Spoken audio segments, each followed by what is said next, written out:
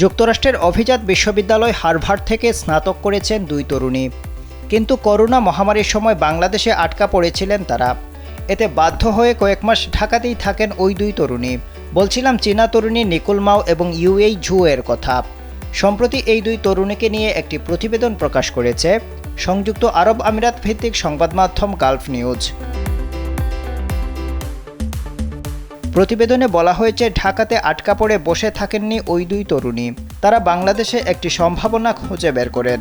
চীনা এই দুই তরুণী লক্ষ্য করেন বাংলাদেশে রিকশার ব্যাপক চাহিদা, তাই তারা ব্যাটারি সোয়াপিং পদ্ধতি চালুর সিদ্ধান্ত নেন, আর তা দারুণভাবে কাজে দেয়।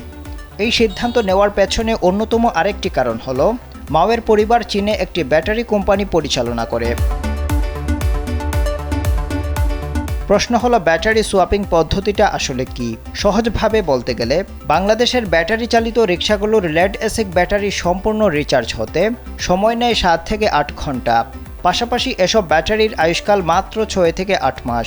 চার্জে বেশি সময় লাগার কারণে এসব ব্যাটারি চালিত রিকশা চালানোর সময়ও কম পাওয়া যায়, ফলে চালকদের উপার্জনও কম হয়। এই সমস্যা থেকে সমাধানের জন্য চীনা ওই দুই তরুণী একটি বিকল্প চিন্তা করেন। তারা স্বল্প খরচে এবং দ্রুত সময়ে এসব ব্যাটারি সম্পূর্ণ রিচার্জ হওয়ার ব্যবস্থা করেন।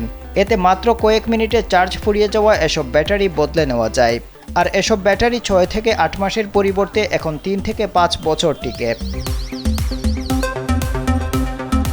বাংলাদেশে ব্যাটারি সোয়াপিং স্টেশন নেটওয়ার্কের জনপ্রিয়তা দ্রুত বাড়ছে। আগামী বছর এই স্টেশনের সংখ্যা 1000-এ পৌঁছাবে বলে ধারণা করা হচ্ছে। স্টেশনগুলো মূলত বাংলাদেশের লাখ লাখ 3 চাকার বৈদ্যুতিক রিকশা বা ট্যাক্সিকে সেবা দেবে। এই স্টার্টআপ কোম্পানির নাম দেওয়া হয়েছে টাইগার নিউ এনার্জি। এ বিষয়ে ঝু বলেন, তাদের এই নতুন উদ্যোগ বাংলাদেশের রিকশা চালকদের জীবন সহজ করে দেবে।